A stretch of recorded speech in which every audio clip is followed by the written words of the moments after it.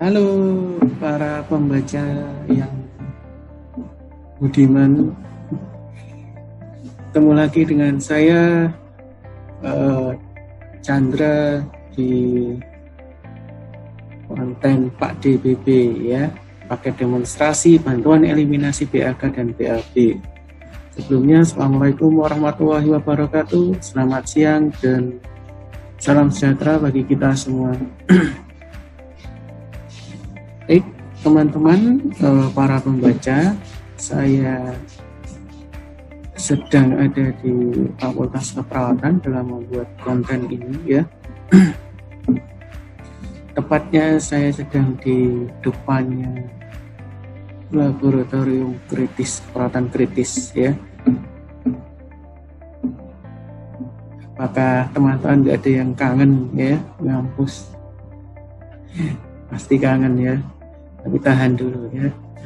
Oke, ketemu lagi dengan saya di channel Baca.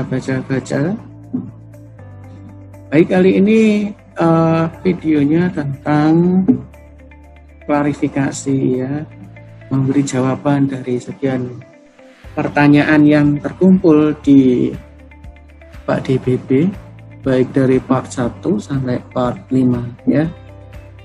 Oke, langsung saja kita lihat komentarnya, kita cari pertanyaan-pertanyaannya.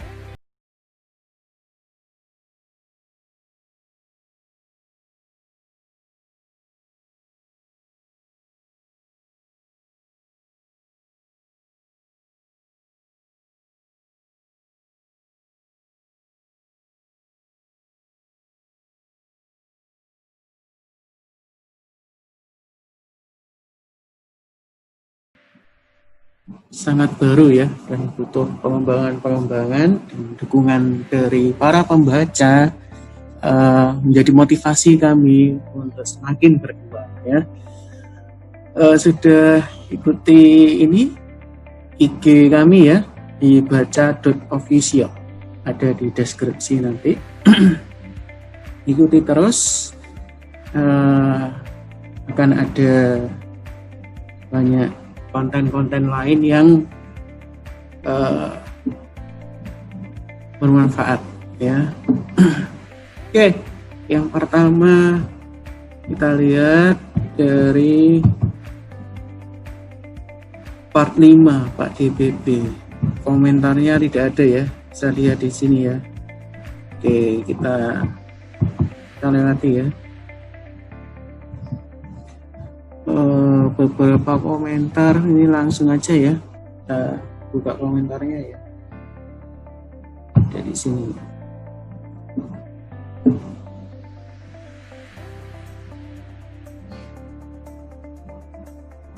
Komentar channel ya, ternyata cuman ada 3 ya. Lumayan, ada 3, dan memang sesuai janji saya akan membuat video klarifikasi dari beberapa pertanyaan yang terpilih ya. Saya batasi 3 pertanyaan saja ya. Ternyata cuma ada 3. Alhamdulillah daripada tidak ada.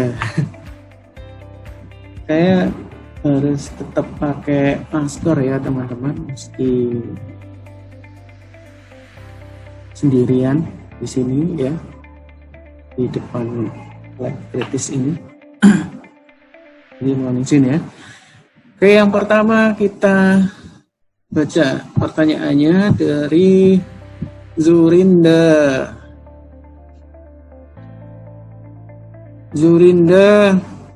bertanya, kira-kira sampai berapa lama ditunggunya atau kerja dari gliserin Pak? Apakah ada batasan? Apakah gliserin aman untuk bayi, ibu hamil, dan ibu menyusui? Kemudian lalu misalnya kita tidak tahu nih, ternyata dalam anusnya, saluran pencernaannya, saluran feses itu ternyata ada luka ya, pada saat masukkan gliserin bergesekan dengan luka sehingga merasa kesakitan, nyeri pasiennya ya. Nah, apakah kita memberhentikan pemberian ini lalu cari cara lain ya, atau dimasukkan saja sampai habis karena sudah terlanjur. Gitu ya. Oke, terima kasih pertanyaannya Mbak Zurinda Dwi. Selanjutnya pertanyaan dari Norma Widianti. Dia bertanya, Norma ini, jika setelah diberi glycerin feses masih belum lunak, apakah boleh diberi glycerin lagi? Ya. Ini berarti tentang dosis ya. Jadi ini prinsipnya sama dengan pertanyaannya Zurinda tadi ini ya, apakah ada batasan ya, batasan pemakaian dari glycerin. Oke. Berikutnya dari Irena ini bertanya bagaimana cara Jitu menangani klien dengan kondisi psikis paruresis, sementara tindakan ini, demonstrasi ini harus tetap dilakukan. Oh, ini tindakan.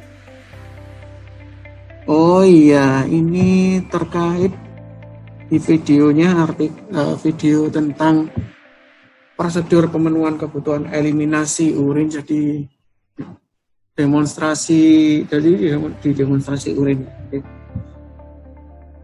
Oke, kita sambung dulu ya. Aduh, terima kasih untuk video yang sangat edukatif, Pak. Sama-sama. Terima kasih atas pertanyaannya ya. Baik, yang sesuai dengan topik dulu ya. Semuanya sesuai topik ya. Ini yang banyak pertanyaan ini tentang pemberian glycerin. Ya. Jadi ya kan di part 2 ini juga part 2 tentang glycerin. Oke. Jadi glycerin itu pada prinsipnya merangsang, memberikan rangsangan untuk BAB, kemudian mengizinkan saluran, melunakkan feses gitu ya. Nah, kandungan dari glycerin ini adalah gliserol sekian gram, beberapa gram ya. Tepatnya saya nggak tahu, saya juga nggak membawa sampel gliserinnya tadi, dan sekian banyak dalam satu larutan itu glycerin itu, yang lain adalah solusionya ya, larutnya saja ya. Jadi kayak gitu. Nah, kemudian prinsipnya yaitu tadi yang memberikan rangsangan, menggunakan feses, kemudian melancarkan, melicinkan saluran. Oke. Nah, tentu ini kan sebuah obat atau terapi ya, terapi farmakologis. Jadi pasti ada dosis yang aman bagaimana. Semua untuk farmakologis, obat-obatan pasti ada dosis terapinya, sehingga pasti ada batasannya. Ya. Nah, tadi ada pertanyaan berapa lama mulai bekerja glycerin setelah diberikan. Jadi ada sekitar 30-60 menit, tergantung dari individu masing-masing. Pasti beda-beda ya. Tapi dalam rentang itu biasanya sudah terasa rangsangan untuk BAB ya, 30-60 menit. Nah, kemudian apakah glycerin ini aman untuk bayi, ibu hamil, dan ibu menyusui ya? Jadi dalam kemasan dari glycerin itu ada memang indikasinya ya, dosisnya memang dikatakan di situ bisa untuk bayi ya, atau neonatus, kemudian anak-anak maupun dewasa. Untuk keadaan tertentu seperti ibu hamil dan ibu menyusui ya. Jadi ada kategorisasi obat untuk ibu hamil itu ya. Kategorisasinya itu ada 1, 2, 3, 4, 5, 6. Jadi ada kategori A, B, C, D, kemudian kategori X dan kategori NA. Jadi obat untuk kehamilan itu ada 6 kategori. Kategori yang pertama secara umum itu kategori A, itu secara umum dapat diterima, ya, dapat diterima. Dia obatnya telah melalui penelitian pada wanita-wanita hamil dan menunjukkan bahwa tidak ada bukti kerusakan janin. Ya. Kemudian kategori B, mungkin dapat diterima obat itu ya oleh wanita hamil dan telah melalui berbagai jenis dari penelitian pada hewan coba. Jadi belum ada bukti penelitian secara langsung pada manusia. Oke. Kemudian kategori C, boleh digunakan pada ibu hamil obat tersebut, tapi dengan hati-hati, ya. Terkait dengan penelitian bahwa obat tersebut diuji cobakan ke hewan itu memiliki resiko tinggi dan belum ada penelitian secara langsung pada manusia. Untuk kategori D, digunakan jika memang tidak ada obat lain yang dapat digunakan dan dalam kondisi mengancam jiwa, itu boleh, ya, meski dalam kondisi hamil. Kemudian ada kategori X, itu jangan digunakan pada kehamilan, tidak boleh.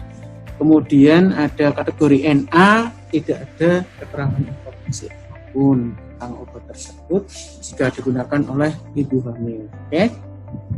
Nah, menurut keterangannya, Glycerin ini merupakan kategori C, yaitu digunakan dengan hati-hati, ya, bukan tanpa efek samping, tapi dengan hati-hati. Yang pasti untuk neonatus, bayi ini boleh, ya, karena memang indikasinya ada pada bayi, boleh pada kategori usia bayi, anak-anak maupun dewasa. Tapi yang perlu diperhatikan lagi adalah dosis, ya.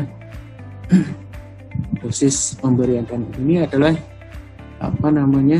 sangat terbatas, ya, dosisnya. Yang perlu diperhatikan adalah jika terlalu sering, ya, digunakan, takutnya efeknya adalah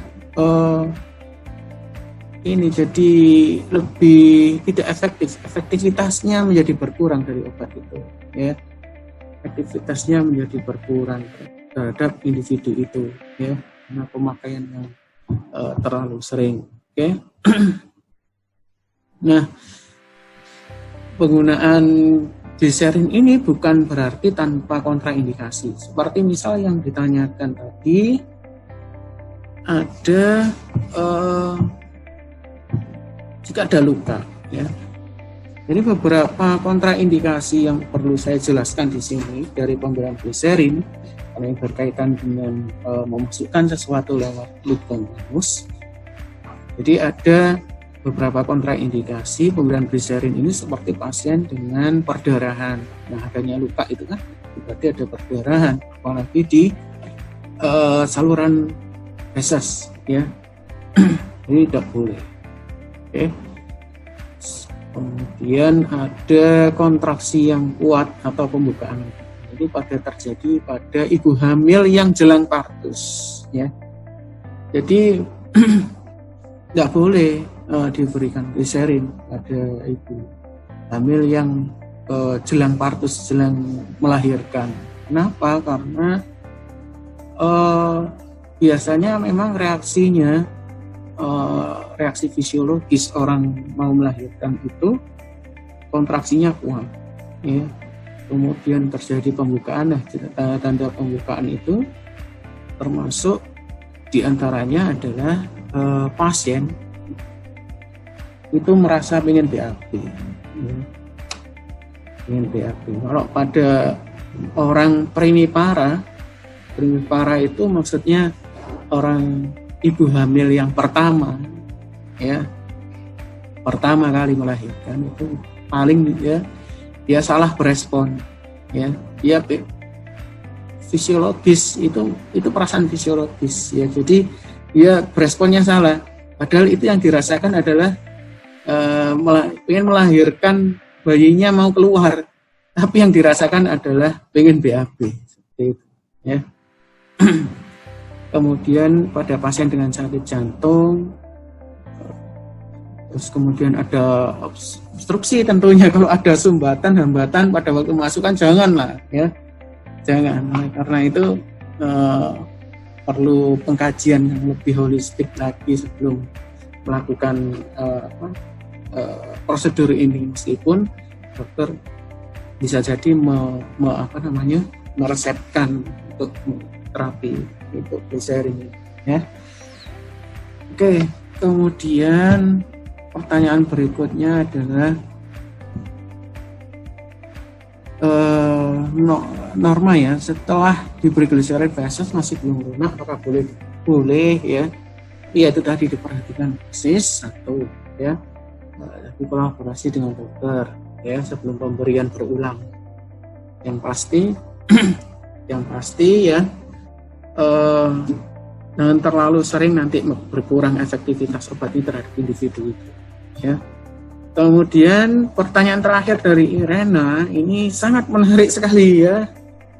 Ini secara sebelumnya harus disampaikan secara konsep ya, di perkuliahan sebelumnya ini. Jadi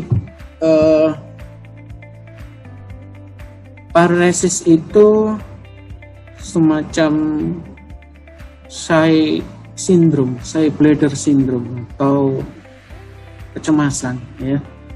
Jadi tidak bisa kencing di toilet umum ya, bahkan bisa jadi di toiletnya sendiri karena perasaan, karena ada banyak orang ya, di dekat orang, apalagi di umum ya, pasti ada banyak, meskipun ada di dalam kamar mandi sendiri ya.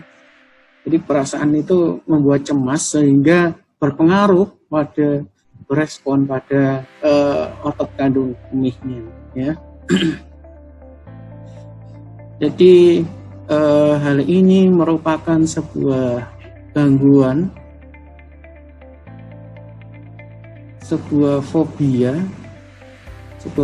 yang berlebihan, tapi bukan suatu penyakit kejiwaan, ya. Nah, dari sini gejala-gejala yang nampak itu pasien ini, orang ini ya, bukan pasien ya, orang ini ya terganggu pasti sosialisasi. Bisa jadi dia akan malas bepergian ya, karena bepergian pasti sekali waktu BAK atau BAB, dan itu dilakukan di tempat umum dan dia nggak bisa akan hal itu, sehingga dia bisa jadi malas bepergian ya, malas bepergian atau terpaksa bepergian sehingga dia sebelum bepergian itu pipis mulu ya, pipisnya di rumah, di kamar mandi pribadi bahkan misalnya ya. Nah, kemudian walaupun bepergian juga menghindari minum yang terlalu banyak ya. Jadi dia membatasi minum pasti. Kemudian apa lagi ya? Ya gitu. Atau kalau kantornya dekat dengan rumahnya ya sering pulang ya. Sering pulang karena sudah nyaman BAK di toilet rumah ya. Ya di situ tuh pulang terus ya. Kalau kantornya dekat sama rumahnya ya. Nah, ini gangguan ini bukan berarti nggak bisa diobati, pasti ada, tapi yang perlu diperhatikan juga penyebabnya. Kenapa kok sampai seperti itu ya. Ini diperhatikan juga penyebabnya. Penyebabnya antara lain bisa karena trauma psikis ya. Trauma psikis. Jadi mungkin pernah mengalami pengalaman yang buruk ketika di toilet umum ya, sehingga terbayang kecemasan, tertimbul kecemasan, terus berefek pada kekuatan ototnya, responnya di situ ya. Kemudian mungkin ada secara keluarga ya, ada gangguan, ada keluarga yang mengalami gangguan kecemasan juga ya, seperti itu ya. Oke, terus kemudian beberapa penata laksanaannya ada farmakologis dan non farmakologis tentunya, ya. Jadi sehingga nanti penanganannya sesuai sama kausanya, penyebabnya, ya. Jadi ada farmakologis itu ada secara prinsip karena gangguan kecemasan maka dikasih ansietas, anti kecemasan, ya, atau bahkan anti depresan sampai berlebih, ya, sehingga timbul ketenangan, akhirnya berefek pada otot kandung kemihnya sehingga mampu relaksasi juga sehingga keluar urinnya, ya.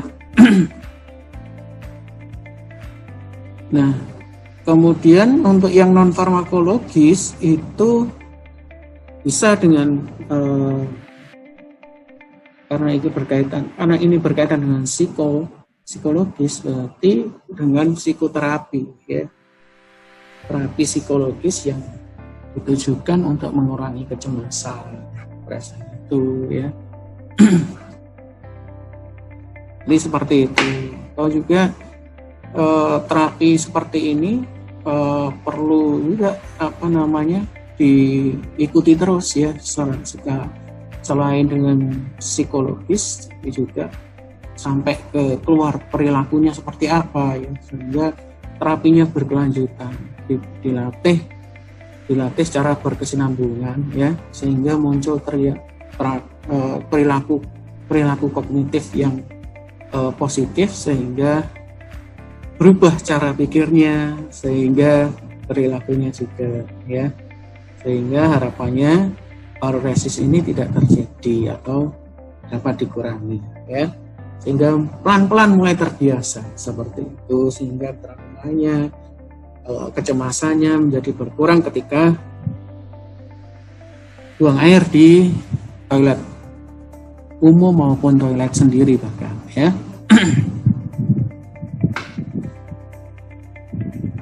Oke, saya kira pertanyaannya itu saja, ya. Saya kira pertanyaannya 3 itu saja.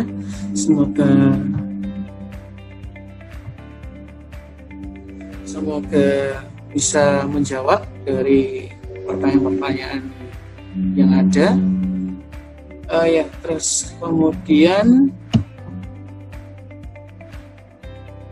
video selanjutnya mungkin Baca Official akan menghadirkan topik tentang COVID-19, ya, tentang pengalaman menjadi penderita COVID-19 yang kebetulan, ya, diderita sendiri oleh saya, ya.